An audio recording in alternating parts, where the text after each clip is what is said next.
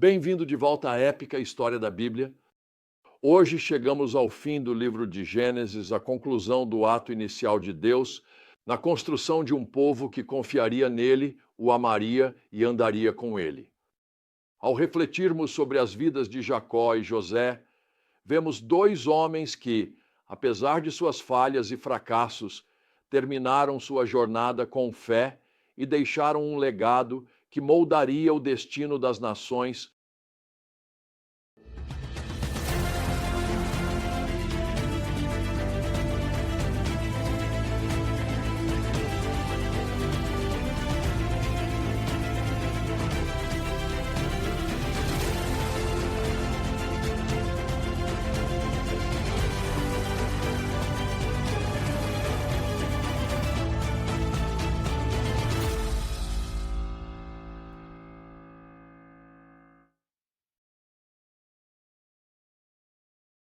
Nas cenas iniciais de Gênesis 50, encontramos José lamentando a perda de seu amado pai.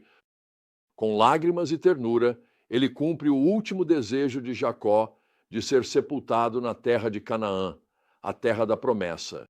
É um poderoso ato de fé, uma declaração de que, mesmo na morte, o coração de Jacó pertencia ao lugar e ao povo para os quais Deus o havia chamado. Mas ao retornarem dessa jornada solene, uma nova crise surge. Os irmãos de José, assombrados pela memória de sua traição passada, temem que José finalmente se vingue agora que Jacó se foi. Eles inventam um pedido de perdão, alegando que esse era o desejo final de Jacó. Quando a mensagem chega a José, sua resposta é notável. Ele chora tomado pela realização de que, depois de todos esses anos, seus irmãos ainda duvidam de seu amor e integridade. Mas em vez de reagir com raiva, José responde com uma perspectiva que só pode vir de um coração profundamente enraizado no amor e nos propósitos de Deus. Estou eu no lugar de Deus? Ele pergunta em Gênesis 50, 19. Em outras palavras, quem é ele para guardar rancor ou buscar retribuição, quando o próprio Deus havia usado até mesmo as más intenções de seus irmãos para o bem? Ele lhes diz: vocês intentaram o mal contra mim, mas Deus o tornou em bem, para que fosse realizado o que agora se vê, a salvação de muitas vidas. José reconheceu que toda a sua história de vida, a dor, a traição, os anos de separação, havia sido tecida em um tapete divino da providência de Deus, um plano para salvar muitas vidas e cumprir as promessas da aliança de Deus. É uma perspectiva que faríamos bem em abraçar. Com que frequência nos deixamos consumir pela amargura ou ressentimento, focando nas injustiças que sofremos, em vez de enxergar a obra redentora que Deus está realizando através de nós? O exemplo de José nos lembra de focar no quadro maior e confiar que, mesmo em nossos capítulos mais sombrios, nada está além do alcance da mão soberana de Deus. E não é essa a essência da fé. Acreditar. Como José, acreditar que nossas vidas fazem parte de uma história muito maior do que nós mesmos, uma história do amor infalível de Deus e de seus propósitos eternos, é esse tipo de fé que sustentou José na cova e na prisão, e é esse tipo de fé que o acompanhou até o fim de seus dias. Vemos essa fé manifestada nas palavras finais de José a seus irmãos, com seus olhos voltados para a eternidade.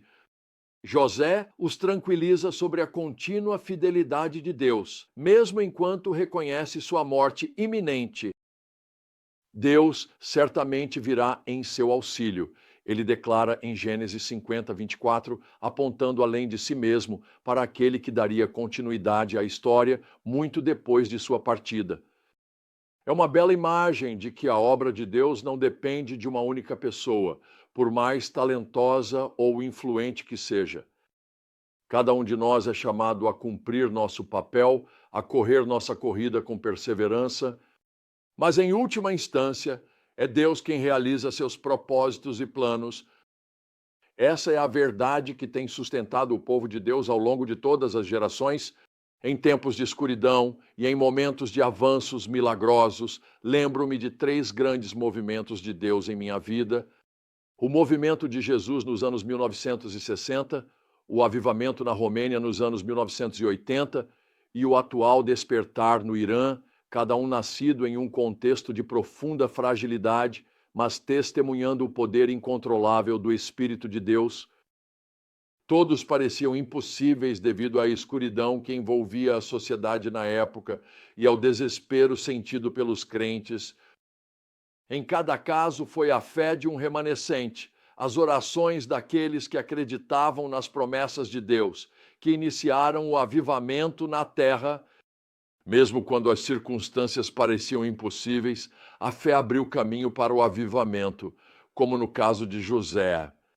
Esses crentes entendiam que suas vidas faziam parte de uma história maior, uma história do amor imutável de Deus por nosso mundo escuro e quebrantado. E essa é a história para a qual somos convidados hoje. Não importa quão sombria pareça a linha do horizonte, nem quão profunda seja a escuridão ao nosso redor, lembre-se de que servimos a um Deus que é especialista em trazer vida a partir da morte, esperança a partir do desespero e beleza a partir das cinzas. Como José, fixe seus olhos em suas promessas infalíveis, confiando que o melhor de Deus ainda está por vir. Portanto, corra a corrida que lhe foi proposta com perseverança, mantendo firme a fé que sustentou José até seu último suspiro, e que sua vida, como a dele, testemunhe a fidelidade de Deus, que está escrevendo uma história muito maior do que você poderia pedir ou imaginar, uma história de redenção, restauração e avivamento para todas as nações.